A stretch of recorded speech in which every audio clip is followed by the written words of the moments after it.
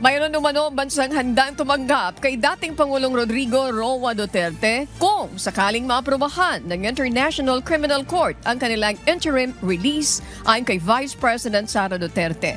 Nakipag-usapan niya siya sa mga kakilala niya sa ibang bansa upang makahanap ng tatanggap sa kanyang ama kung papayagan itong pansamantalang makaalis sa detention facility.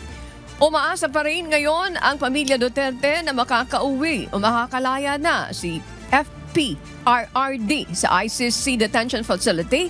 Dala na rin ng katandaan at iba pang karamdamang mayroon ang dating Pangulo. Kung makikita nyo sa ICC website, meron na third country doon. Meron na isang bansa na nagsabi na okay lang na dito ninyo ilagay si dating Pangulo. Yes, sir.